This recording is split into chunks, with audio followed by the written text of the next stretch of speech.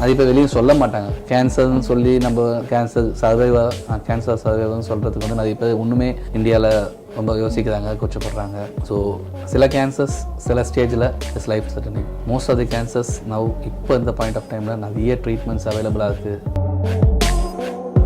நான் வந்து எந்த ஒரு கெட்ட பழக்கமும் வச்சு இல்லை, இருந்தாலும் எனக்கு கேன்சர் வந்துடுச்சு, ஏன் எனக்கு வந்தது அப்படிதான் ஃபஸ்ட்டு கேள்வியாக இருக்கும். 6 மாத குழந்தையிலேருந்து 60 வயசு 70 வயசு 80 வயசில் கூட பிளட் கேன்சர் வரலாம்.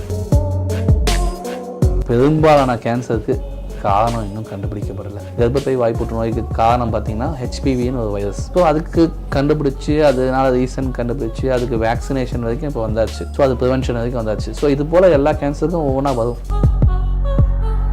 கேன்சர்னு சொல்கிறது ஒரு நோய் கிடையாது, 1000 நோய் சொல்லுவேன். ஒவ்வொரு ஆர்கனில் வர கேன்சருக்கும் வெவ்வேறு காரணிகள், வெவ்வேறு தூண்டுதல்கள், வெவ்வேறு சிம்டம்ஸ், சரிங்களா, இன்ஃபெக்ஷன்ஸ். ஏன்னா அப்போது வந்து பிளட் கேன்சர் பொறுத்த வரைக்கும் நம்ம உடம்புல இருக்க நார்மல் இம்யூன் சிஸ்டம் ஒர்க் ஆகாது. ஸோ அவங்களுக்கு நிறைய இன்ஃபெக்ஷன்ஸ் வர வாய்ப்பு இருக்குது. தாத்தாவுக்கு வந்து வாயில் புற்றுநோய் இருந்தது, அப்பாவுக்கு லங் கேன்சர் இருந்தது. எனக்கு கேன்சர் வருவாங்க கேட்டிங்கன்னா இல்லை, ஒன்றும் யூஸ் இல்லை. ரெகுலராக ஃப்ரைட் ஃபுட்ஸ் சாப்பிடும் போது கேன்சர் மட்டும் இல்லை, heart disease, liver disease, lung எல்லா வகையான டிசீஸுக்கும் காசு பண்ணலாம். Sleep process is very important for everyone, ஓகேங்களா. அட்லீஸ்ட் ஒரு 7 மணி நேரம் 6லேருந்து 8 மணி நேரம் நல்ல ஸ்லீப் இருக்கணும் கண்டிப்பாக. இந்த ஃபுட்லாம் சாப்பிட்டா கேன்சர் ப்ரிவென்ஷன் இது வரைக்கும் எந்த ஒரு ஃபுட்ஸும் கிடையாது. It's a very healthy meal all together. எடுத்திங்கன்னா it will be very good for your whole health.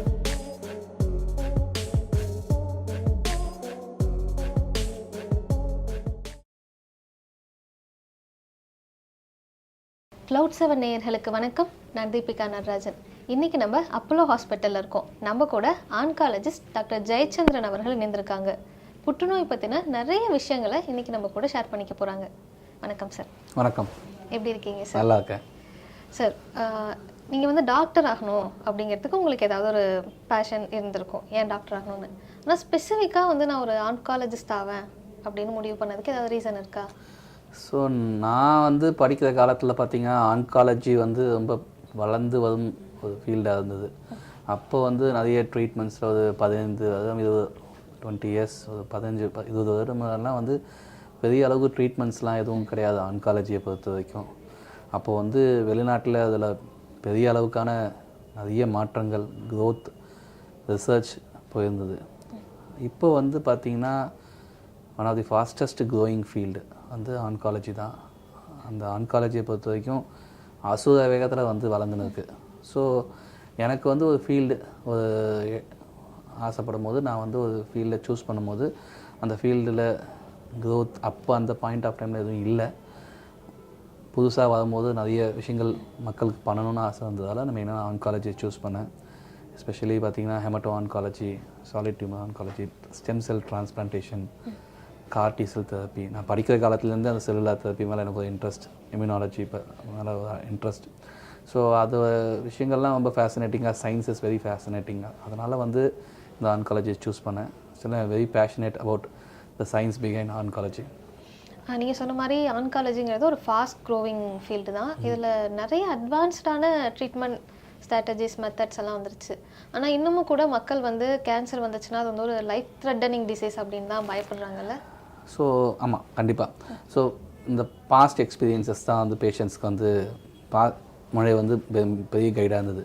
அது எங்கள் குடும்பத்துலேயோ, ரிலேட்டிவ்ஸோ, ஃபேமிலிலேயோ, ஃப்ரெண்ட்ஸ்லேயோ யாரோ ஒருத்தர் கேன்சர் வந்து அவங்க என்ன ஆச்சு, அதுதான் அவங்களுக்கு எக்ஸ்பீரியன்ஸஸ். இந்த தேதியில் பார்த்தீங்கன்னா சோஷியல் மீடியா அதுதான் எக்ஸ்பீரியன்ஸஸ் அவங்களுக்கு. ஸோ அதை வச்சு பார்க்கும்போது அவங்களுக்கு வந்து ஒரு லைஃப் த்ரெட்டனிங் டிசீஸாக தோணலாம். சக்ஸஸ் ஸ்டோரிஸ் என்றைக்குமே நிறைய வெளியே வராது. அந்த சக்ஸஸ் ஸ்டோரிஸ் வந்து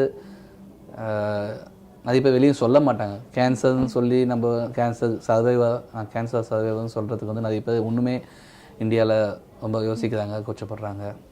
ஒரு வேலை வாய்ப்பில் கூட பார்த்திங்கன்னா ஒரு கேன்சர் சர்வைவர்னு சொன்னால் நம்மளுக்கு வேலை கிடைக்காம போயிடுமோ அப்படின்னு சொல்லிட்டு மறைக்கக்கூடிய விஷயங்கள்லாம் இருக்குது. ஆனால் வெளிநாட்டில் அப்படி கிடையாது. Very proud to say the cancer survivors அப்படின்னு. ஸோ இங்கே வந்து அப்படி கிடையாது. ஸோ அதனால் success stories doesn't come out much. யாருனா ஒருத்தர் வந்து பேஷண்ட்ஸ் நல்லா ரெஸ்பான்ஸ் இல்லாமல் இறந்து போகிறவங்க தான் நிறைய பேர் வெளியே பேசுவாங்களே தவிர நல்லா ஆகி வெளியே போய் நல்லா இருக்கவங்கள பற்றி பேசுறது கிடையாது நிறைய பேர்.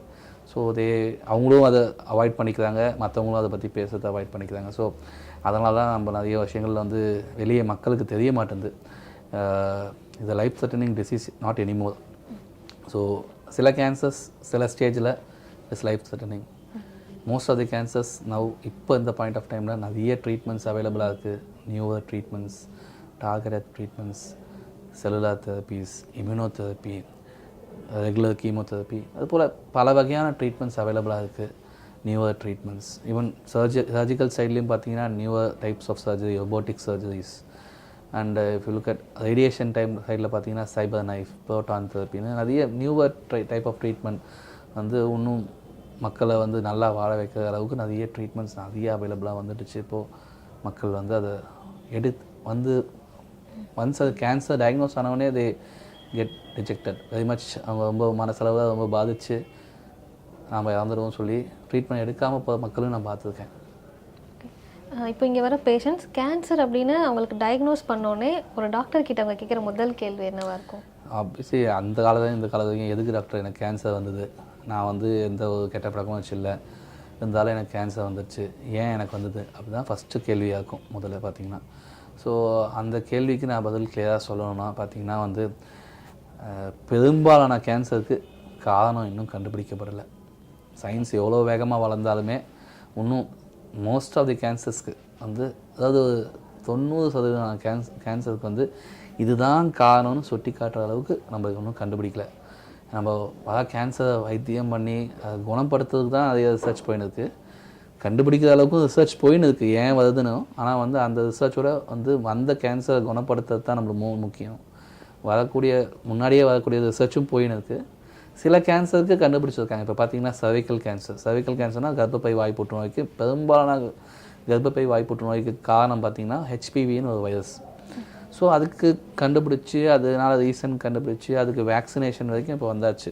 ஸோ அது ப்ரிவென்ஷன் வரைக்கும் வந்தாச்சு. ஸோ இது போல் எல்லா கேன்சருக்கும் ஒவ்வொன்றா வரும், இது காலத்தில் வரும். இப்போ லிவர் கேன்சர் பார்த்திங்கன்னா பெரும்பாலான காரணங்கள் பார்த்திங்கன்னா முன்னாடி வந்து ஹெப்பாட்டிஸ் பி, ஹெப்பாட்டிஸ் சின்னு 2 வகையான வைரஸ் தான் காரணமாக இருந்தது ஒரு 10லேருந்து 15 வருஷம் முன்னாடி. சரிங்களா? அப்போ வந்து மக்களுக்கு அந்த விழிப்புணர்வு கிடையாது ஹெப்பாட்டிஸ் பி, ஹெப்பாட்டிஸ் சி பற்றிலாம். நிறைய பேருக்கு இப்போ கூட பார்த்தீங்கன்னா பெரும்பாலான மக்கள் 100 பேர் எடுத்திங்கன்னா 100ல் 2 பேர் வந்து ஹெப்பாட்டிஸ் பி கேரியராக இருப்பாங்க. அவங்களுக்கு தெரியாது சின்ன வயசில் அந்த ஹெப்பாட்டிஸ் வந்து போயிருக்கும். நம்ம சாதாரணமாக மஞ்சள் காமாலன்னு சொல்லியிருப்போம், ஆனால் அவங்களுக்கு ஹெப்பாட்டிஸ் பி வந்து போயிருக்கும். ஸோ அது கேரியராக இருப்பாங்க. அது லாங் டேர்மில் என்ன ஆகுனா அது வந்து லிவர் சுருக்கம் அடைஞ்சு லிவர் கேன்சராக மாறக்கூடிய வாய்ப்புகள் இருக்குது. ஆனால் இப்போது ஹெப்பாட்டிஸ் பி வேக்சின் வந்து ஒரு 20 வருஷமாக வந்து இருக்குது. அதில் கவர்மெண்ட்லேயே இப்போ வந்து 15-20 வருஷமாக இருக்குது. ஸோ அதனால் ஹெப்பாட்டிஸ் பி ஆல்மோஸ்ட் நில் ஆகிடுச்சு. அடுத்தது பார்த்திங்கன்னா ஹெப்பாட்டிஸ் சி. ஒரு 10 வருஷம் மாதிரி ஹெப்பாட்டிஸ் சிக்கு வந்து ரொம்ப எஃபெக்டிவான ட்ரீட்மெண்ட் கிடையாது. ஹெப்பாட்டிஸ் சிக்கு இப்போ எஃபெக்டிவான ட்ரீட்மெண்ட் 3 மாதம் மாற்றத்தை மட்டும் எடுத்தால் ஹெப்பாட்டிஸ் சி கம்ப்ளீட்டாக சரியாயிடும். ஸோ அந்த ஹெப்பாட்டிஸ் சி பி போயிடுச்சு. இப்போ வந்து பெரும்பாலான லிவர் கேன்சருக்கு ரீசன் பார்த்திங்கன்னா என்ஏஎஃப்எல்டினா நான் ஆல்கஹாலிக் ஃபேட்டி லிவர் டிசீஸ். அதாவது நம்ம சாப்பிட்ற ஜங்க் ஃபுட்டு இதனால் வர ஃபேட்டி லிவர் வரது வந்து பார்த்திங்கன்னா ரொம்ப காமன் ஆகிடுச்சு. அதுதான் மோஸ்ட் காமன் ரீசனாக இருக்குது லிவர் கேன்சருக்கு. ஸோ காரணிகளும் மாறிக்கொண்டே இருக்கிறது பார்த்திங்கன்னா. இப்போ எடுத்திங்கன்னா ஸோ இது வந்து லிவர் கேன்சர் பற்றி சொன்னேன், சர்விக்கல் கேன்சர் பற்றி சொன்னேன். இப்போ பிளட் கேன்சர், லிம்போமாலாம் எடுத்திங்கன்னா ஒன்றுமே என்ன ரீசன் சுத்தமாக எந்த கேன்சரும் தெரியாது. ஸோ லங் கேன்சர் எடுத்திங்கன்னா லங் கேன்சரில் பெரும்பாலான பேருக்கு ஸ்மோக்கிங் ஒரு காரணியாக இருக்கும். ஒரு 50 பேருக்கு லங் கேன்சர் வருதுன்னா 100 பேருக்கு லங் கேன்சர் வருதுன்னா 50 பேருக்கு ஸ்மோக்கிங் ஒரு ரீசனாக இருக்கலாம். சரிங்களா? மிச்சம் 50 பேருக்கு லங் கேன்சர் ஏன் வருதுன்னு தெரியாது, எதுக்கு வருதுன்னு தெரியாது. சரிங்களா? ஸோ பெரும்பாலான கேன்சருக்கு நம்மளுக்கு இன்னும் தெரியல, ஏன் வருதுன்னு தெரியாது. இதுதான் ரீசன். மக்களுக்கு நான் எந்த கெட்ட பழக்கமும் இல்லாத ஆள் எனக்கு எதுக்கு வந்தது அப்படின்னு கேட்குற முதல் கேள்விக்கு ரீசன் அதுதான். நம்மளுக்கு சில விஷயங்கள் நம்மளை அப்பாற்பட்டு ஏன் நடக்குதுன்னு தெரியாது. அதுதான் விஷயம். இதுக்கு ஏதாவது சிம்டம்ஸ் இருக்கா? இந்த சிம்டம்ஸ் எல்லாம் இருந்ததுன்னா ஒரு வேளை கேன்சராக இருக்கக்கூடும். கேன்சர்னு சொல்கிறது ஒரு நோய் கிடையாது, ஒரு 1000 நோய் சொல்லுவேன். ஒவ்வொரு ஆர்கனில் வர கேன்சருக்கும் வெவ்வேறு காரணிகள், வெவ்வேறு தூண்டுதல்கள், வெவ்வேறு சிம்டம்ஸ். அவ்வளோதான், சிம்பிள். இப்போ நம்ம பிரஸ்ட் கேன்சர்னு எடுத்தால் பிரஸ்ட் கேன்சரை பொறுத்த வரைக்கும் மார்பக புற்றுநோயில் பெயின்லெஸ் லம்ப்புன்னு சொல்லுவோம். பெயின்லெஸ் லம்ப்னா பெயின் இல்லாமல் ஒரு சின்ன கட்டிகள் பார்க்கறது தான் முதல் சிம்டமாக இருக்கும் பிரஸ்ட் கேன்சர். லங் கேன்சரில் பார்த்திங்கன்னா சில பேருக்கு சிம்டம்ஸே இருக்காது, சில பேருக்கு சிம்டம்ஸ் இருக்கும்.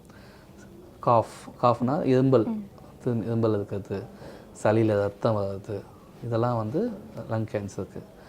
இப்போ வந்து பிளட் கேன்சர்னு எடுத்துக்கிட்டிங்கன்னா பார்த்தீங்கன்னா பிளட் கேன்சரில் அதுலேயும் வெரைட்டி ஆஃப் சிம்டம்ஸ் இருக்குது. பிளட் கேன்சர்னு சொல்லிட்டு சிங்கிள் கேன்சர் கிடையாது, அதுலேயும் உள்ள நிறைய சப்டைப்ஸ் இருக்குது. ஸோ பிளட் கேன்சரில் சில பிளட் கேன்சர் ரொம்ப அக்ரெசிவாக வளரும், அதெல்லாம் அக்யூட் லுக்கீமியாஸ்ன்னு சொல்லுவோம், அக்யூட் பிளட் கேன்சர் சொல்லுவோம்.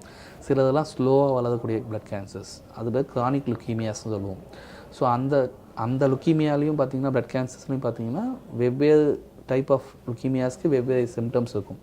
இப்போ அக்யூட் லுக்கீமியாஸ் எடுத்திங்கன்னா பேஷண்ட் ரொம்ப சிக்காக இருப்பாங்க. சிக்கானா ரொம்ப ஃபீவர் நிறைய இருக்கும், அவங்களுக்கு பல்லில் இதெல்லாம் வந்து ரத்தப்போக்கு ப்ளீடிங் இருக்கலாம், சரிங்களா. வந்து ரொம்ப டயர்டாக ஃபீல் பண்ணுவாங்க, வந்து படுத்த படுக்கையாக இருக்க வாய்ப்பு இருக்குது, சரிங்களா. இன்ஃபெக்ஷன்ஸ், ஏன்னா அப்போது வந்து பிளட் கேன்சர் பொறுத்த வரைக்கும் நம்ம உடம்புல இருக்க நார்மல் இம்யூன் சிஸ்டம் ஒர்க் ஆகாது. ஸோ அவங்களுக்கு நிறைய இன்ஃபெக்ஷன்ஸ் வர வாய்ப்பு இருக்குது. இதுவே கிரானிக் லுக்கீமியாஸ், அந்த கிரானிக் மைலாய்டு லுக்கீமியான்னு சொல்லுவோம், அந்த டைப் ஆஃப் லுக்கீமியாலாம் பார்த்திங்கன்னா ஸ்லோவாக வளரக்கூடிய சிம்டம்ஸ். அவங்களுக்கு சிம்டம்ஸ் பார்த்திங்கன்னா ஸ்லோவாக இருக்கும். சில பேருக்கு வெயிட் லாஸ் இருக்கலாம், சில பேருக்கு சரியாக பசி எடுக்காமல் இருக்கும், சில பேருக்கு வந்து பார்த்திங்கன்னா வந்து சீக்கிரம் சாப்பிட்டா சீக்கிரம் செரிமானம் ஆகாத, ரொம்ப ஒரு 2 இட்லி சாப்பிட்டாலே வயிறு ஃபுல்லான மாதிரி தெரியும். சில பேருக்கு பார்த்திங்கன்னா வந்து ஃபீவர் இருக்கலாம். So chronic leukaemia. ஸோ இது மட்டும் இல்லை, லிம்ஃபோமாஸ் பார்த்திங்கன்னா லிம்ஃபோமாஸ் உடம்புல எங்கே வேணால் வரலாம். லிம்ஃபோமான்னு சொல்லுறது இம்யூன் செல்ஸ், நம்ம எதிர்ப்பு சக்திக்கு தேவையான செல்ஸ்லேருந்து வர கேன்சர்ஸ். அது பாடியில் எந்த பார்ட்டில் வேணால் வரலாம். காமனாக பார்த்திங்கன்னா வந்து லிம்ஃப் நோட்ஸ் நெறிக்கட்டியில் வரும், எல்லா இடத்துலையும் வரலாம். ஸ்ப்ளீனில் வரலாம், ஸ்ப்ளீன் சொல்கிறது வந்து மண்ணீரல், அதில் வரலாம், லிவரில் வரலாம், பிரெயினில் வரலாம், எங்கே வேணால் லிட்ரலி எங்கே வேணால் வரலாம் அந்த கேன்சர். ஸோ ஒவ்வொரு கேன்சருக்கு இந்த கேன்சருக்கு இந்த சிம்டம், இந்த கேன்சருக்கு இந்த சிம்டம்னு தனித்தனி கேன்சருக்கு ஒவ்வொரு சிம்டம்ஸ் இருக்குது. Cancer is not a single disease, it's more than 1000 diseases. Okay, நிறைய நோய்களுக்கு அப்பா அம்மாவுக்கு இருக்கும்போது அது குழந்தைக்கு வரதுக்கான பாசிபிலிட்டிஸ் ரொம்ப அதிகம்னு சொல்கிறாங்க. அதே மாதிரி கேன்சரும் கூட ஹெரிடேட்டரியாக வரதுக்கான சான்சஸ் இருக்கா? ஸோ இப்போ நான் ஒரு 100 பேர் கேன்சரோட பார்க்குறேன்னு வச்சுங்களேன், 100ல் வந்து ஒரு 5 பேருக்கு இந்த ஹெரிடேட்டரி ரீசன்ஸாக இருக்கலாம். ஹெரிடேட்டரி ரீசன் சொல்கிறது பார்த்திங்கன்னா வந்து ஃபேமிலியில் அப்பா அம்மாக்கிட்டேருந்து நம்மளுக்கு வர ஒரு ஜெனட்டிக் ட்ரான்ஸ்ஃபரால் வர ஒரு கேன்சர் பார்த்திங்கன்னா ஒரு 5% இருக்கலாம். ஸோ இப்போ பிரெஸ்ட் கேன்சர் எடுத்திங்கன்னா அதோட சான்ஸ் வந்து ஒரு 10% இருக்கும். ஓவரியன் கேன்சர் எடுத்திங்கன்னா அதோட சான்ஸ் ஒரு 10% இருக்கும்.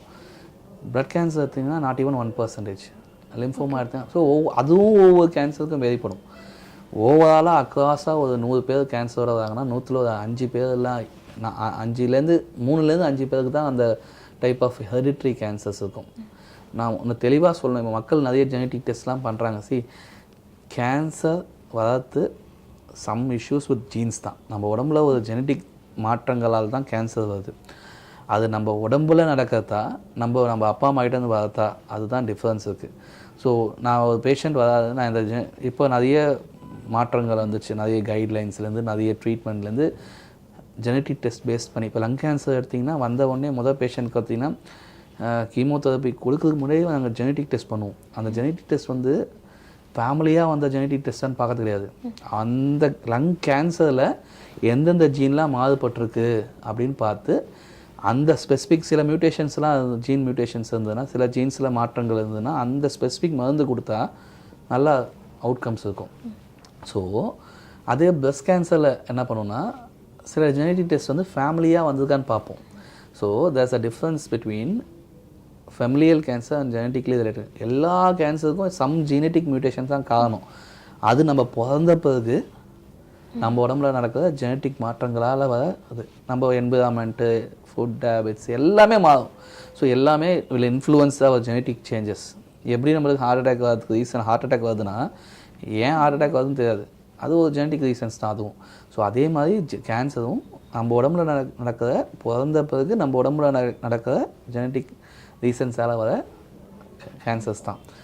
இதில் ஃபெமிலியலாக ஹெரிடிட்டின்னு சொல்கிறது நம்ம அந்த ஜீன் மாற்றம் வந்து நம்ம உடம்புல நடக்காமல் நம்மளுக்கு முன்னாடியே நம்மளுக்கு கொடுக்கப்பட்டது, சரிங்களா. அதுதான் hereditary cancer. So there's a difference between genetically related cancer. All cancers are genetically happening due to some mutations in gene only. But whether we had it after our birth or if we had it before our birth with getting from parents தான். So அதான் நீங்கள் சொல்கிற hereditary reasons இதுக்கு கண்டிப்பாக அது வந்து ஒவ்வொரு கேன்சருக்கும் வேறுபடும். ஓவராலாக பார்த்தா ஒரு 3 to 5%. சில கேன்சரில் ovarian cancer, breast cancer, prostate கேன்சர்லாம் 5 to 10% வரைக்கும் அந்த ரிஸ்க் இருக்கலாம். ஸோ அதுக்கு தேவையான விஷயங்கள் வரும்போது அந்த டெஸ்ட்டுகள் பண்ணுவோம் நாங்கள். இந்த தேதியில் நம்மக்கிட்ட எல்லா டெஸ்ட்டுகளும் அவைலபிள். ஜெனட்டிக்கலாக பார்க்கக்கூடிய டெஸ்ட்டுகளும் அவைலபிள். அது நாங்கள் ப்ளட்டில் பார்ப்போம். அந்த ஜெனட்டிக் டெஸ்ட் பாசிட்டிவாக இருந்ததுன்னா சில பேருக்கு வந்து அடிஷ்னலாக டேப்லெட்ஸ் தேவைப்படலாம், அடிஷ்னலாக இன்ஜெக்ஷன்ஸ் தேவைப்படலாம். சில பேருக்கு பார்த்திங்கன்னா வந்து அதனால் என்ன இம்பார்ட்டன்ட் பார்த்திங்கன்னா அந்த ஸ்க்ரீனிங் பண்ணி பாசிட்டிவாக இருந்ததுன்னா அவங்க ஃபேமிலி மெம்பர்ஸ்க்கு அந்த ஸ்க்ரீனிங் பண்ணி அந்த கேன்சர் ப்ரிவென்ஷனுக்கான விஷயங்கள்லாம் பண்ண முடியும். சரிங்களா? இப்போது இந்தியாவில் அந்த விஷயங்கள்லாம் பார்த்திங்கன்னா லாஸ்ட் ஒரு 6 to 7 இயர்ஸாக அந்த ஜெனட்டிக் டெஸ்ட்லாம் நிறைய இந்தியாவில் அவைலபிளாக இருக்குது. ரொம்ப சீப்பாக இருக்குது. வெளிநாடை கம்பேர் பண்ணும்போது இந்தியாவில் ரொம்ப சீப்பான அளவில் நம்ம நிறைய டெஸ்ட்டுகள் கிடைக்க வாய்ப்புகள் இருக்குது. இப்போ எனக்கு ஒரு சின்ன ஃபேமிலி ஹிஸ்ட்ரி இருக்குன்னு வச்சுக்கலாம். தாத்தா பாட்டி 2 பேரில் ஒருத்தருக்கு கேன்சர் இருந்திருக்கு, எங்கள் அப்பாவுக்கு இருந்திருக்கு. அப்படிங்கும்போது அவரோட குழந்தையாக இருக்க நான் வந்து ஏதாவது ப்ரிவென்ஷனாக ஏதாவது பண்ணி பார்த்துக்கணுமா செக்கப்ஸ்? ஃபஸ்ட்டு டேரெக்டாக வந்து இந்த விஷயத்துக்கு நான் ஆன்சர் சொல்கிறதோட முதல் விஷயம் ஜெனட்டிக் கவுன்சிலிங். இப்போ நீங்கள் இப்படி ஒரு விஷயம் இப்படி ஒரு பேஷண்ட் வராதுன்னா பேஷண்ட்டில் இப்படி ஒரு நார்மல் இண்டிவிஜுவல் பேஷண்ட் இல்லாமல் எனக்கு எங்கள் அப்பாவுக்கு இந்த கேன்சர் இருந்தது, எங்கள் தாத்தாவுக்கு இந்த கேன்சர் இருந்தது, நான் பண்ணணும் டெஸ்ட் பண்ணணும்னு சொன்னால் ஃபஸ்ட்டு வந்து நாங்கள் வந்து ஜெனட்டிக் கவுன்சிலிங் பண்ணுவோம். இது டாக்டர்ஸ் பண்ணலாம், இல்லை அதுக்குன்னு ஸ்பெசிஃபிக் ஜெனட்டிக் கவுன்சிலர்ஸ் இருக்காங்க, அந்த ஜெனட்டிக் கவுன்சிலர்ஸ் பண்ணலாம். சரிங்களா? ஸோ அதே மாதிரி கேன்சர், சிங்கிள் கேன்சர், தாத்தாவுக்கு வந்து வாயில் புற்றுநோய் இருந்தது, அப்பாவுக்கு லங் கேன்சர் இருந்தது, எனக்கு கேன்சர் வருவாங்க கேட்டிங்கன்னா இல்லை ஒன்றும் யூஸ் இல்லை. ஓகேங்களா? தாத்தாவுக்கு வந்து பெருங்குடல் நோய் இருந்தது, பெருங்குடல் புற்றுநோய் இருந்தது, எங்கள் அம்மாவுக்கு வந்து எண்டோமெட்ரியம் சொல்கிற யூட்ரஸில் புற்றுநோய் இருந்தது, எனக்கு வருமானு கேட்டிங்கன்னா அதில் ஒரு லிங்க் இருக்குது. ஸோ தேர் சம் சிண்ட்ரோம்ஸ் சொல்லுவோம். ஸோ இந்த ஒரு ஸ்பெசிஃபிக் ஜெனட்டிக் சிண்ட்ரோம்ஸ் இருந்ததுன்னா இந்தந்த கேன்சர்லாம் ஸ்பெசிஃபிக்காக வரலானது. ஸோ BRCA சிண்ட்ரோம் சொல்லுவோம். அதில் பிரஸ்ட்டு, ஓவரி, பேங்க்ரியாஸ், ப்ராஸ்டேட் இதெல்லாம் காமனாக வர கேன்சர்ஸ். லிஞ்ச் சிண்ட்ரோம்னு சொல்லுவோம். அதில் பார்த்திங்கன்னா கோலன் கேன்சர், ஸ்டொமக் கேன்சர், எண்டோமெட்ரியல்னு சொல்கிற யூட்ரஸ் கேன்சர் இதெல்லாம் காமனாக வர வாய்ப்பு இருக்குது. ஸோ கொஞ்சம் சிண்ட்ரோம்ஸ் இது நான் 2 தான் காமனாக சொன்னேன். அது லாட் ஆஃப் லிங்க்டு சிண்ட்ரோம்ஸ் இருக்குது. ஸ்டொமக்குக்கு தனியாக, இறப்பை கேன்சருக்கு தனியாக ஒரு சிண்ட்ரோம் இருக்குது. இப்போ பிரஸ்ட்லேயே பார்த்திங்கன்னா ஒரு 20-30 சிண்ட்ரோம்ஸ் இருக்குது. ஸோ ஒவ்வொன்றும் இப்போ கிட்னிக்கு தனியாக ஒரு சிண்ட்ரோம் இருக்குது. ஸோ அந்த சிண்ட்ரோம்ஸில் ஃபிட்டின் ஆகாமல் இருக்கான்னு முதல்ல பார்ப்போம். அந்த ஃபிட்டின் அப்போ வந்து பழைய ரெக்கார்ட்ஸ் கிடச்சா அந்த ரெக்கார்டில் ஏதாவது யூஸ்ஃபுல்லான பாயிண்ட்ஸ் இருக்கான்னு பார்ப்போம். இதெல்லாம் வச்சு தான் அவங்களுக்கு என்ன ஜெனட்டிக் டெஸ்ட் பண்ணுறதுன்னு பார்க்கணும். ஜெனட்டிக் டெஸ்ட்னு அதிகமாக சொல்கிறது கிடையாது. லட்சக்கணக்கான ஜீன்ஸ் இருக்குது. எந்த ஜீனை டெஸ்ட் பண்ணணுன்னு பார்க்கறதுக்கு வந்து அந்த ஸ்பெசிஃபிக் ஜீன் அந்த சிண்ட்ரோமில் ஃபிட்டின் ஆகுமா. இப்போ 2வது சொன்னபோது colon cancer, endometrial cancer, uterus cancer இருக்கும்போது இவங்களுக்கு வந்து அந்த ஸ்க்ரீனிங் லிஞ்ச் சிண்ட்ரோமுக்கான ஸ்க்ரீனிங் டெஸ்ட் பண்ணுவோம். அது பிளட் டெஸ்ட். அது பண்ணால் அதான் ப்ரீ டெஸ்ட் ஜெனட்டிக் கவுன்சிலிங் சொல்லுவோம். பண்ணால் அது ஏன் பண்ணணுமா வேணாமா, அது பண்ணுறதால என்ன யூஸு, அது பண்ண பிறகு பாசிட்டிவ் வந்தால் என்ன பண்ணுவோம், அது பண்ண பிறகு நெகட்டிவ் வந்தால் என்ன பண்ணுவோம், பாசிட்டிவ் வந்தால் என்னென்னலாம் ஃபர்தராக வந்து ஃபாலோ அப் பண்ணணும், என்னென்னலாம் வாய்ப்புகள் இதுக்கு உங்களுக்கு கேன்சரை ப்ரிவென்ட் பண்ணுறதுக்கு, நெகட்டிவாக இருந்தால் என்ன பண்ண போதும், இது எல்லாத்தையும் அப்போ டிஸ்கஸ் பண்ணிவிட்டு டெஸ்ட் ரிப்போர்ட் வந்த பிறகு போஸ்ட் டெஸ்ட் கவுன்சிலிங்னு இருக்குது. நெகட்டிவ் என்ன, பாசிட்டிவ் என்ன, நெகட்டிவ் வந்தால் என்னென்ன பண்ணணும், பாசிட்டிவ் வந்தால் என்னென்ன பண்ணணும், அதெல்லாம் இருக்குது. ஸோ அவ்வளோ ஈஸியாக விஷயங்கள் கிடையாது. அதுக்கு ஜெனட்டிக் கவுன்சிலர்ஸ் இருக்காங்க, எல்லாம் நல்ல டாக்டர்ஸ், ஆன்காலஜிஸ்ட். அவங்ககிட்ட வந்தீங்கன்னா they will do the counselling R they can do a genetic counsellors தனியாக இருக்காங்க. அதுக்கு ஸ்பெசிஃபிக்காக ட்ரெயின் பண்ண ஜெனட்டிக் கவுன்சிலர்ஸ் அவங்க பண்ணுவாங்க. பொதுவாக அந்த கேன்சரை பற்றி நம்ம வீடுகளுக்குள்ள ஒரு சின்ன பயம் இருக்கும். பிளாஸ்டிக் கவரில் சாப்பாடு வாங்கிட்டு வராத கேன்சர் வரும், ஃப்ரைட் ஃபுட் சாப்பிடாதீங்க, ஜங்க் ஃபுட் சாப்பிடாதீங்கன்னு, அதெல்லாம் வந்து எந்த அளவுக்கு உண்மை? பிளாஸ்டிக் கவர்ஸ் பொறுத்த வரைக்கும் ஃபுட் கிரேட் பிளாஸ்டிக்ஸ், நான் ஃபுட் கிரேட் பிளாஸ்டிக்ஸ் இருக்குது. சரிங்களா? ஸோ நம்ம பொறுத்த வரைக்கும் நம்ம யாரும் போய் செக் பண்ணுறதில்ல ஃபுட் கிரேட் பிளாஸ்டிக்ஸாக நான் ஃபுட் கிரேட் பிளாஸ்டிக்ஸானு. ஸோ நான் ஃபுட் கிரேட் பிளாஸ்டிக்ஸ்லேருந்து பார்த்தீங்கன்னா ஹீட்டால் வந்து உங்களுக்கு ஃபுட்டில் வந்து ஸ்லோவாக அந்த plastics can seep into the food. பிளாஸ்டிக்ஸில் வந்து நிறைய கெமிக்கல்ஸ் இருக்கலாம். Okay, the grade of plastics பொறுத்து. ஸோ அந்த பிளாஸ்டிக் ஃபுட்குள்ளே ஆகும்போது தட் மீன்ஸ் அந்த பிளாஸ்டிக்ஸ் நமக்கு தேவையில்லாத விஷயங்கள் சேரும்போது இட் கேன் ஸ்லோலி ஒரு கேன்சருக்கு ஒரு காரணியாக இருக்கலாம். ஆனால் இந்த பிளாஸ்டிக்கில் இந்த கெமிக்கல் இந்த கேன்சர் காஸ் பண்ணுறது இது வரைக்கும் எதுவும் ரிப்போர்ட்ஸ் கிடையாது. அப்படி இருந்தால் அந்த பிளாஸ்டிக்கை வந்து கண்டிப்பாக பேன் பண்ணியிருப்பாங்க. ஸோ அது வந்து கண்டிப்பாக நம்மளுக்கு ஒரு பேட் ஹெல்த்தை கண்டிப்பாக கொண்டு வரும். கண்டிப்பாக பிளாஸ்டிக்ஸை பொறுத்த வரைக்கும் நம்ம யாரும் போய் ஃபுட் கிரேட் பிளாஸ்டிக்ஸை நான் ஃபுட் கிரேட் பிளாஸ்டிக்கான்னு செக் பண்ணுறதில்ல.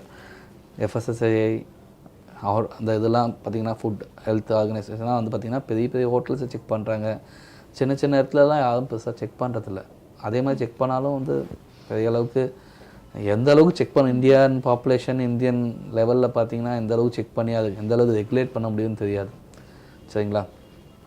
அடுத்த விஷயம் ஃப்ரைட் ஃபுட்ஸை பொறுத்த வரைக்கும் கண்டிப்பாக வந்து சொன்ன மாதிரி it causes lot of issues.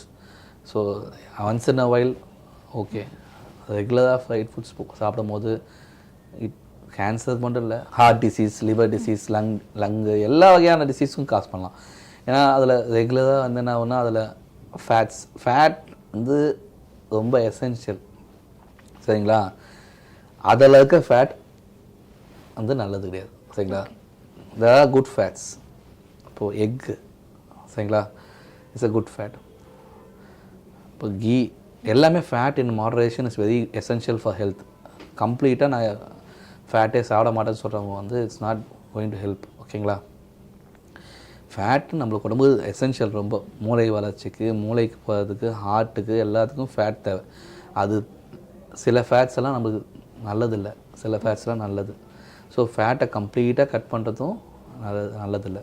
So அந்த ஃப்ரைட் ஃபுட்ஸில் இருக்க ஃபேட்ஸ் பார்த்திங்கன்னா நிறைய ட்ரான்ஸ் ஃபேட்ஸ் நிறைய இருக்கும். சரிங்களா? அது இல்லாமல் நிறைய அன்னெசரியாக அதர் டைப்ஸ் ஆஃப் இது.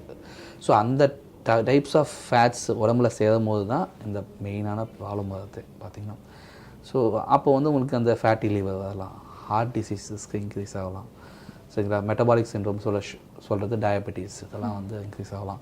ஸோ கேன்சருக்கான ரிஸ்க்கும் அதில் இன்க்ரீஸ் ஆகும். சரிங்களா? ஒபிசிட்டி இதெல்லாமே வரலாம். சரிங்களா? நம்ம ஃப்ரைட் ஃபுட்ஸ் பற்றியெல்லாம் நிறைய சொன்னீங்க. க்ரீன் லீஃபி வெஜிடபிள்ஸ், இந்த ஃப்ரெஷ்ஷான பழம், காய்கறிகள் இதெல்லாம் எந்த அளவுக்கு ஹெல்ப் பண்ணும் ப்ரிவென்ஷனுக்கு? Prevention of cancer. Cancer prevention எந்த ஒரு ஃபுட்டாலையும் நம்ம பெருசாக வந்து மாற்ற முடியாது. சரிங்களா? சில கேன்சர்ஸ்லாம் வந்து இப்போ இந்த ஃபுட்டு எடுத்துனே இருக்கேன் எனக்கு கேன்சர் வராது.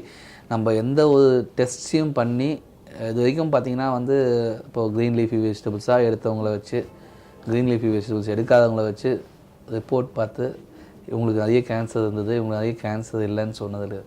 அதேமாதிரி க்ரீன் லீஃபி வெஜிடபிள்ஸ் மட்டும் வந்து சாப்பிட்டுன்னு இருந்தீங்கன்னா உங்களுக்கு ஹெல்த்தும் நல்லா இருக்க போகிறதில்ல. சரிங்களா? ஆல்வேஸ் பேலன்ஸ் டயட், உங்களுக்கு அடிக்குவேட் அமௌண்ட் ஆஃப் ப்ரோட்டீன், புரதச்சத்து இருக்கணும். வெஜிடபிள்ஸ் ரொம்ப இம்பார்ட்டன்ட், ஃபைபர், விட்டமின்ஸ், மினரல்ஸ்க்கு, கார்போஹைட்ரேட்ஸும் ரொம்ப important. So it's a balanced meal is very always important. நீங்கள் வெறும் க்ரீன் லீஃபி வெஜிடபிள்ஸ் மட்டும் சாலட் மட்டும் சாப்பிட்னே வந்து உயிர் வாழ முடியாது. பிகாஸ் உங்களுக்கு தேவையான ப்ரோட்டீன் வராது, உங்களுக்கு தேவையான ஃபேட்ஸ் வராது, உங்களுக்கு தேவையான கார்போஹைட்ரேட் வராது. வெஜிடபிள்ஸ்லேருந்து உங்களுக்கு மினரல்ஸு, விட்டமின்ஸு, உங்களுக்கு வந்து மேக்ஸிமம் போனால் வந்து கொஞ்சம் ஃபைபர் தான் வரும். ஸோ உங்களால் அதை மட்டும் எடுத்து உயிர் வாழ முடியாது. சரிங்களா? It must be a very integral part of your food. கண்டிப்பாக ஃபுட் எடுக்கணும், அதில் சேர்த்துக்கணும். சரிங்களா? ஆனால் அது பேலன்ஸ்டாகவும் இருக்கணும். சரிங்களா? ஸோ இந்த ஃபுட்லாம் சாப்பிட்டா கேன்சர் ப்ரிவென்ஷன்னு இது வரைக்கும் எந்த ஒரு ஃபுட்ஸும் கிடையாது. It's a very healthy meal all together. எடுத்திங்கன்னா it will be very good for your whole health. ஓகேங்களா? நமக்கு சொல்லும் போதே வந்து இதெல்லாம் ஆன்டி ஆக்சிடென்ட் ரிச் ஃபுட்டாக சாப்பிடணும்னு தானே சொல்லப்படுது. ஆன்டி ஆக்சிடென்ட் ரிச் அது ஜெனட்டிக்ஸ்குள்ளே போனோம் வச்சுங்களேன், நம்ம டெய்லி பார்த்திங்கன்னா உடம்புல வந்து மியூட்டேஷன் நடந்துன்னே இருக்கும். நம்ம உடம்புல இன்றைக்கி தேதியில் பார்த்திங்கன்னா என் உடம்புல வந்து லட்சக்கணக்கான மியூட்டேஷன் இருக்கும். சரிங்களா? அந்த லட்சக்கணக்கான மியூட்டேஷன் இருக்கிற செல்லெல்லாம் வந்து கேன்சராக மாறாது. சரிங்களா? அந்த ஏன் மாறாதுன்னா பார்த்திங்கன்னா அந்த ஆன்டி ஆக்சிடென்ட்ஸ் வந்து பார்த்திங்கன்னா வந்து அந்த செல்ஸை வந்து ஹெல்ப் பண்ணி அதை ரிப்பேர் பண்ண ஹெல்ப் பண்ணும். அப்படி இல்லை வச்சுங்களேன், அந்த செல்லை அந்த மியூட்டேஷன் ரிப்பேர் பண்ண முடியாத அளவுக்கு அந்த செல் போயிடுச்சுன்னா அந்த செல்லை தானாக உடம்பு அழிச்சிடும். அதுக்கான மெக்கானிசம் நம்ம உடம்புல இருக்குது. ஸோ நாளடைவில் நம்ம உடம்புல லட்சக்கணக்கான மியூட்டேஷன்ஸ் இருக்க செல்ஸ் இருக்குது நம்ம உடம்புல. சரிங்களா? ஆனால் அதெல்லாம் ஒன்று ரிப்பேர் ஆகிடும். சரிங்களா? இல்லைன்னா they will be killed by the body. ஓகேங்களா? இந்த மெக்கானிசம் ஸ்லிப் ஆகும்போது ஒரு பாயிண்ட் ஆஃப் டைமில் கேன்சராக உருவாகும். ஒன்று அந்த அதிகமாக மியூட்டேஷன் அக்யூமுலேட் ஆன செல்லு நம்ம உடம்பு கில் பண்ணலன்னா அது கேன்சராக மாற வாய்ப்பு இருக்குது. இல்லைனா அதிகமாக மியூட்டேஷன் ஆகிற செல்ஸ் வந்து அதிக அக்யூமுலேட் ஆச்சுன்னா அப்போது வந்து நம்ம உடம்புல வந்து கேன்சர் உருவாகும். ஸோ இதில் வந்து இந்த ரிப்பேரிங் ப்ராசஸஸில் நிறைய ஆன்டி ஆக்சிடென்ட்ஸ் தேவைப்படுது. சரிங்களா? ஸோ நீங்கள் கேன்சர் ப்ரிவென்ஷன் மட்டும் இல்லை, நார்மல் பாடி ஃபங்க்ஷனுக்கே ஆன்டி ஆக்சிடென்ட்ஸ் தேவை. சரிங்களா? ஸோ அதுக்காக ஆன்டி ஆக்சிடென்ட் ஃபுட் எல்லாம் நிறைய எடுத்தால் கேன்சர் ப்ரிவெண்ட் ஆகுமான்னு கேட்டிங்கன்னா கண்டிப்பாக நம்மளுக்கு தெரியாது. சரிங்களா? So anti oxidants is very important for every day to day life, essential. சரிங்களா? அதில் மாற்றமே கிடையாது. அந்த மெக்கானிசம் ஸ்லிப் ஆகிறதுக்கு ரீசனும் சம் ஜெனட்டிக் மியூட்டேஷன்ஸ் தான்.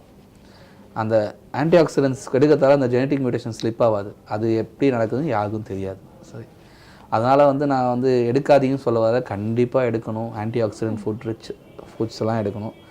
அதை ஃபுட்டாக எடுங்க, சப்ளிமெண்ட்ஸாக எடுக்காதீங்க. சரிங்களா? சாப்பாடாக எடுங்க, ஹோல் ஃபுட்டாக எடுக்கிறது நல்லது. ஏன்னா ஆன்டி ஆக்சிடென்ட் ரிச் கேப்சூல்ஸு, மாத்திரைகள், கேன்சர் ப்ரிவென்ஷன் இதுக்கெல்லாம் எந்த ஒரு எவிடன்ஸும் கிடையாது. ஃபுட்டாக எடுத்துக்கோங்க, நல்லது உடம்புக்கு. அதுக்கு நிறைய 2 கேப்சூல் கொடுத்து 4 கேப்சூல் எடுத்து இதெல்லாம் போட்டால் கேன்சர் வராது, ஆன்டி ஆக்சிடென்ட் ரிச் கேப்சூல்ஸ்லாம் ஒரு யூஸும் கிடையாது. இப்போ பிளட் கேன்சர் பற்றி உங்களோட கொஞ்சம் பேசணும்னு நாங்கள் விருப்பப்படுறோம். ஏதாவது ஏஜ் லிமிட் இருக்கா? பிளட் கேன்சர் யாருக்கெல்லாம் வரும்னு? எந்த ஒரு ஏஜ் லிமிட்டும் கிடையாது பிளட் கேன்சரில்.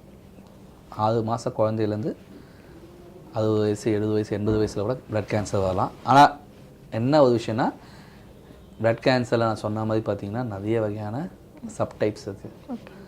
சில ஏஜில் சில type of blood cancers common, சில ஏஜில் சில type of blood cancers common. காமனாக பார்த்திங்கன்னா AML, ALL 2 type of blood cancer இருக்குது. அக்யூட் லுக்கீமியாஸ், அதாவது ரொம்ப வீரியமாக வரக்கூடிய பிளட் கேன்சர்ஸ் பார்த்திங்கன்னா ஏஎல்எல்னு சொல்லுவோம், ஏஎம்எல்னு சொல்லுவோம். ஏஎல்எல் சொல்கிறது அக்யூட் லிம்போபிளாஸ்டிக் லுக்கீமியா. இந்த டைப் ஆஃப் லுக்கீமியா குழந்தைங்கள்லேயும் adolescent people up to 40 years வரைக்கும் ரொம்ப காமன். ஸோ 100 பேருக்கு ஏஎல்எல் வருதுன்னா அதில் 100ல் 90 பேர் பார்த்திங்கன்னா 90-95 பேர் 40 வயசு கீழே தான் இருப்பாங்க. அதுலேயும் பார்த்திங்கன்னா இன்னும் 80 பேர் 70-80 பேர் பார்த்திங்கன்னா 20 வயசு கீழே தான் இருப்பாங்க. சரிங்களா? ஸோ வெரி காமன் இன் எங்கள் ஏஜ் குரூப். பீடியாட்ரிக் ஏஜ் குரூப்பில் காமனாக வரது ஏஎல்எல். ஏஎம்எல் எடுத்திங்கன்னா it can happen in any age group. ஓகேங்களா? ஆனால் காமனாக பார்த்திங்கன்னா 80% of the time it will be in adults only. ஒரு 50 வயசு 60 வயசு மேலே தான் இருக்கும். பீடியாட்ரிக்ஸ்க்கும் வரலாம். சரிங்களா? ஸோ இது கிரானிக் லுக்கீமியாஸ் எடுத்திங்கன்னா, அதாவது ஸ்லோவாக வளரக்கூடிய பிளட் கேன்சர்ஸ் பார்த்திங்கன்னா சிஎல்எல், சிஎம்எல் 2 இருக்குது. Chronic lymphocytic leukaemia, chronic myeloid லுக்கீமியான்னு இருக்குது. கிரானிக் லிம்போசைட்டிக் லுக்கீமியா பார்த்திங்கன்னா commonly happens at age more then 60 years. சிஎம்எல் பார்த்திங்கன்னா most commonly happens in anywhere between 40 to 70 years. ஆனால் சிஎம்எல் எங்கள் ஏஜ்லேயும் வரலாம். ஆனால் சிஎல்எல் 40 வயசு கீழே வர வாய்ப்பு ரொம்ப ரொம்ப கம்மி. ஸோ ஒவ்வொரு ஏஜ்லையும் ஒவ்வொரு பிளட் கேன்சர்ஸ் அதுக்கு. ஆனால் பிளட் கேன்சர் எந்த ஏஜ்லனா வரலாம். ஓகே, ஏதாவது ஸ்பெசிஃபிக்காக சிம்டம்ஸ் இருக்கா? பிளட் கேன்சர் பொறுத்த வரைக்கும் சிம்டம்ஸ்னு பார்த்தீங்கன்னா அதே மாதிரி ரொம்ப வேரியட் சிம்டம்ஸ் தான். காமனாக பார்த்தீங்கன்னா நீங்கள் போய் டாக்டரை பார்க்க வேண்டிய விஷயம்னா, ஃபீவர்னு போவீங்க, இன்ஃபெக்ஷன் இருக்கும், திருப்பி ட்ரீட் பண்ணுவீங்க, கொஞ்ச நாள் நல்லா இருக்காமல் இருக்கும், திருப்பி ஃபீவர் வந்துன்னு இருக்கும். ஒரு அன்டயக்னோஸ்ட் ஃபீவர் காமன் லுக்கீமியாவில். ரெக்கரண்ட் இன்ஃபெக்ஷன்ஸ், திருப்பி ஒரு கிருமி தொற்று வரது ஒரு காமன் சிம்டம்ஸ். ப்ளீடிங் சொல்கிறது பார்த்திங்கன்னா ரத்தப்போக்கு. ஸோ அன்யூஷுவலாக மென்சஸ் ரொம்ப அதிகமாக போகிறது. அதனால் எல்லா மென்சஸ் அதிகமாக போகிறதும் ரீசன் கிடையாது. அது ஒன் ஆஃப் தி ரீசன்ஸ் தான். பல்லேருந்து ரத்தம் வர்றது, அது இல்லாமல் நெறிக்கட்டிகள் வர்றது. சரிங்களா? எக்ஸ்ட்ரீம் டயர்ட்னஸ்ஸு, இதெல்லாம் common symptoms of blood cancer. Blood கேன்சருக்கு என்ன மாதிரியான ட்ரீட்மெண்ட் இருக்குது? இதோட சக்ஸஸ் ரேட் எப்படி இருக்குது சார்? ஸோ பிளட் கேன்சர்ஸ் அதே மாதிரி சொன்ன மாதிரி இப்போது நான் 2 வகையாக பிரித்து சொல்லிடுறேன். இப்போ CML, CLL, chronic myeloid leukaemia, chronic lymphocytic leukaemia, இந்த 2 வகையான கேன்சர்ஸ் பார்த்திங்கன்னா இதெல்லாம் ஸ்லோ க்ரோயிங் கேன்சர்ஸ். சரிங்களா? இதுக்கெல்லாம் tablet form of treatment. CML பொறுத்த வரைக்கும் கம்ப்ளீட்டாக டேப்லெட் ஃபார்ம் ஆஃப் ட்ரீட்மெண்ட் தான். அந்த டேப்லெட்ஸ் எடுத்தால் அது ஒரு டயபெட்டிஸ், ஹைப்பர் டென்ஷன் மாதிரி தான். ஒரு கூடவே இருக்கும். அந்த நோயை கண்ட்ரோல் பண்ணி வச்சுட்டு life long normal life lead பண்ணலாம். சரிங்களா? சிஎல்எல்லை பொறுத்த வரைக்கும் அதே மாதிரி தான். டேப்லெட்ஸ், சில டைம்ஸ் டேப்லெட்ஸ் ப்ளஸ் இன்ஜெக்ஷன் போட்டு நார்மல் லைஃப்பை நார்மலாக லீட் பண்ணலாம். சரிங்களா?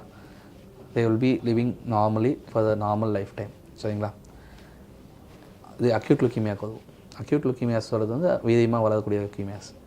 ஏஎம்எல் பொறுத்த வரைக்கும் பார்த்திங்கன்னா அதில் நாங்கள் ஜெனட்டிக் டெஸ்ட் பண்ணி ரிஸ்க் எடுப்போம். ரிஸ்க் எடுத்து சில பேருக்கு கீமோதெரப்பி மட்டும் போகும், ஒரு 4 மாதமோ 6 மாதமோ போகும். சில பேருக்கு பார்த்திங்கன்னா கீமோதெரப்பி முடித்த பிறகு ஸ்டெம் செல் டிரான்ஸ்பிளான்டேஷன், அதாவது உயிரணுக்கள், ரத்த உயிரணுக்கள்னு சொல்லுவோம், ஸ்டெம் செல்ஸ், அதை வந்து மாற்றி வைக்கிற ட்ரீட்மெண்ட் ஒன்று அது பண்ணுவோம். சரிங்களா? ஸோ இதெல்லாம் பண்ணும்போது ஏஎம்எல்ல பார்த்தீங்கன்னா 100 பேர் ஏஎம்எல் வராங்கன்னா 150லேருந்து 60 பேர் கம்ப்ளீட்டாக குணமாயிடுவாங்க லைஃப் டைமுக்கு. சரிங்களா? இருக்கிற எல்லா வகையான கேன்சர்ஸ்லையும் பார்த்தீங்கன்னா லுக்கீமியான்னு சொல்கிற பிளட் கேன்சர்ஸ்க்கும் லிம்ஃபோமான்னு சொல்கிற இம்யூன் செல்ஸில் வர கேன்சருக்கு தான் அதிக அளவுக்கான கியூர் ரேட்ஸ் இருக்குது. சரிங்களா? இந்த 50லேருந்து 60 பேர் வந்து கம்ப்ளீட்டாக குணமாயிடுவாங்க. சிஎம்எல் விட்டுருங்க, அது நார்மல் லைஃப் டைம் நார்மலாக இருப்பாங்க, தே வில் பி. ஆனால் ஏஎல்எல்லை பொறுத்த வரைக்கும் பார்த்தீங்கன்னா 70லேருந்து 80 பேர் கம்ப்ளீட்டாக குணமாயிடுவாங்க.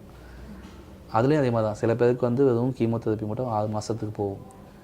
சில பேருக்கு பார்த்தீங்கன்னா கீமோதெரப்பியோட சேர்த்து அந்த ஸ்டெம் செல் டிரான்ஸ்பிளான்டேஷன் பண்ணுவோம். சரிங்களா? இது இல்லாமல் அந்த திரும்பி வர பேஷண்ட்ஸுக்கும் பார்த்தீங்கன்னா நிறைய வகையான நியூவர் ட்ரீட்மெண்ட்ஸ். இப்போ ஏஎல்எல்ல பார்த்தீங்கன்னா அந்த ஃபெயிலியர் ஆகாத மிச்சம் ஒரு 20-30% பீப்புளுக்கும் கார்டி செல் ட்ரீட்மெண்ட் ஒன்று இருக்குது, நியூவர் டைப் ஆஃப் ட்ரீட்மெண்ட், அதாவது type of cellular therapy, gene therapy மாதிரி. ஸோ அதுவும் அவைலபிளாக இருக்குது இந்தியாவில். ஸோ இன்னும் குணம் பண்ணுற ரேட்டை இன்க்ரீஸ் பண்ணுது. அதெல்லாம் பார்த்தீங்கன்னா ஆல்மோஸ்ட் 90% மக்கள் குணமாகறாங்க ஏஎல்எல்லை பொறுத்த வரைக்கும். சரி, இப்போ சரியாக தூங்காமல் இருக்கிறது, ஸ்ட்ரெஸ் ஆகுறது, இது மாதிரி நம்ம லைஃப் ஸ்டைலில் இருக்கக்கூடிய இந்த பிரச்சனைகள் எல்லாமே வந்து கேன்சர் மேலே ஏதாவது ஒரு இம்பேக்டை ஏற்படுத்தும்? கண்டிப்பாக. நான் முன்னாடி சொன்னேன்ல, அதே தான். நம்ம உடம்பு டெய்லி வந்து நிறைய வேலை செஞ்சுன்னு இந்த மியூட்டேஷன்ஸை ரிப்பேர் பண்ணின்னு இருக்குது. சரிங்களா? அந்த ரிப்பேர் பண்ணுறது ஸ்லிப் ஆகாத ரீசன்ஸ் வந்து பார்த்திங்கன்னா வந்து ஒழுங்கான தூக்கம் இல்லாததும் ஒரு ரீசன் தான். ஏன்னா வந்து you need to give a good rest for the body to repair itself. சரிங்களா? உடம்பை ரிப்பேர் பண்ணுறது தான் நம்ம ஸ்லீப் கொடுக்குறோம். அந்த மியூட்டேஷன்ஸும் ரிப்பேர் ஆகினது. So if you don't sleep, keep on working, mutation keep on accumulating without getting any sleep. So அந்த sleep process very important for everyone. ஓகேங்களா? அட்லீஸ்ட் ஒரு 7 மணி நேரம், 6லேருந்து 8 மணி நேரம் நல்ல ஸ்லீப் இருக்கணும் கண்டிப்பாக. ஸ்ட்ரெஸ்க்கும்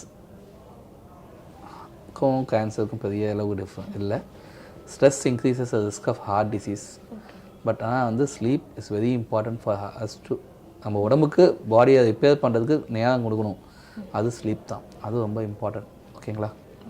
சார், ஒரு 3 விஷயம் சொல்லுங்கள். இந்த 3 விஷயத்தை மட்டும் நீங்கள் ஃபாலோ பண்ணிட்டீங்கன்னா கேன்சர் பிரச்சனைலாம் வராது, நீங்கள் என்னை பார்க்கவே வர வேணாம் அப்படின்னு சொல்லி. ஸோ எப்படி சொல்லணும்னா வச்சிங்களேன், பேலன்ஸ்டு டயட். பேலன்ஸ் டயட்னா அடிக்குவேட் அமௌண்ட் ஆஃப் ப்ரோட்டீன், நம்ம உடம்பு வெயிட்டுக்கு equivalent amount of protein, 1 gram per kilogram சொல்லுவோம், அந்த ப்ரோட்டீன் பர் டே எடுக்கணும். நம்ம ஊரில் யார் மீளவனா எடுத்துக்கோங்க, Indians பீப்புளில் not even 20% of them are touching that 1 gram per kilogram of protein. 100 பேர் பார்த்தீங்கன்னா 120 பேர் கூட அந்த அளவுக்கு ப்ரோட்டீன் சாப்பிட்றதில்ல இந்தியாவில். சரிங்களா? So that is protein is very important. ஏன்னா இந்த ரிப்பேர் பண்ணுதில்ல, அதெல்லாம் ப்ரோட்டீன்லேருந்து எடுத்து தான் ரிப்பேர் பண்ணுது. ஸோ அந்த ப்ரோட்டீனே சேரத்தில்ல. ஸோ அதனால தான் நிறைய பிரச்சனை வருது. கேன்சருக்கு மட்டும் இல்லை, ஹார்ட் டிசீஸ், லங்கு, எல்லா ப்ராப்ளமும் நிறைய வரும். So balanced meal, 1 good sleep. சரிங்களா? இது 2 தான் main. Balanced meal, good sleep, இது 2ம் வந்து ரொம்ப ரொம்ப இம்பார்ட்டன்ட். இன்னும் 3வது நான் சொல்லணும்னு சொன்னால், avoid like junk foods, moderation of alcohol, avoid smoking, இதெல்லாம் additional things. Okay, life style modifications. Okay, main வந்து தூக்கமும் சாப்பாடும் தான். சார், நிறைய விஷயங்களை பற்றி எங்களோட ஷேர் பண்ணிக்கிட்டீங்க. பார்க்குறவங்களுக்குமே இது ரொம்ப யூஸ்ஃபுல்லாக இருந்திருக்கும் அப்படின்னு நினைக்கிறேன். உங்கள் டைமுக்கு ரொம்ப நன்றி. தேங்க்யூ. நன்றி.